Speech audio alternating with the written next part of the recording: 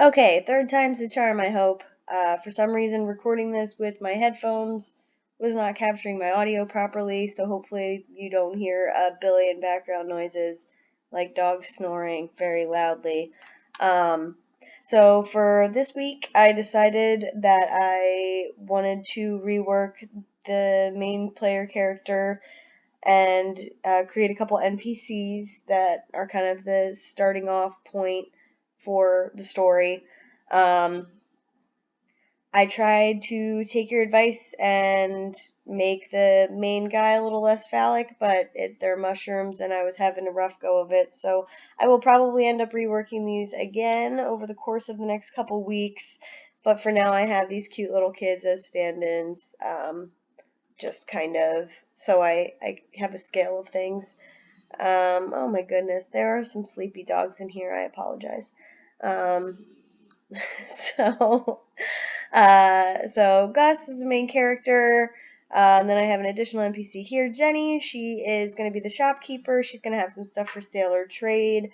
I'm also thinking of giving the other children NPCs side quests and such for the player to do in order to get ahead in the game a little bit, or if they, get stuck in the main quest line, they have something to do that'll kind of help rejuvenate them, so to speak. And then moving along in the timeline, excuse me, I do want to have some adults in there as well. I just kind of tossed this guy in the police station for now. He's not a cop, though. I want to make it so that the adults they're kind of like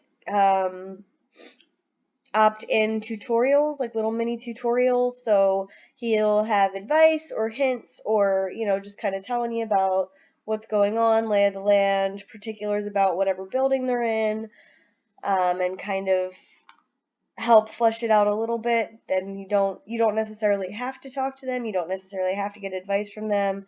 I want to make it more of an exploration and creative problem solving.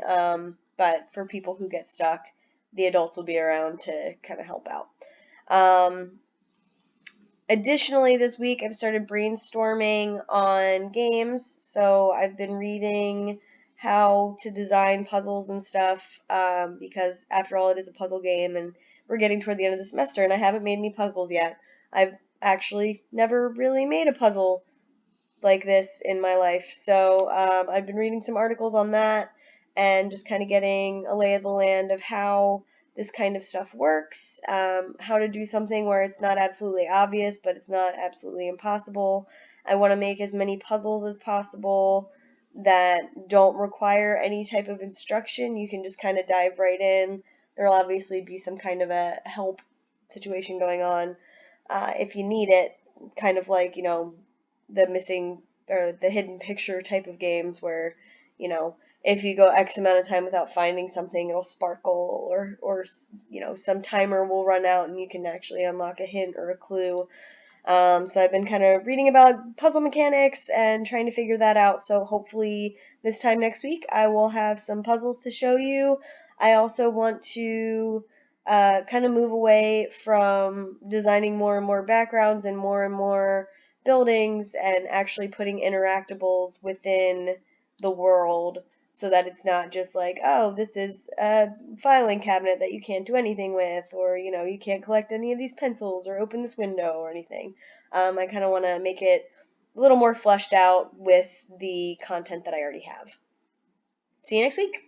Or Wednesday. I'll see you Wednesday.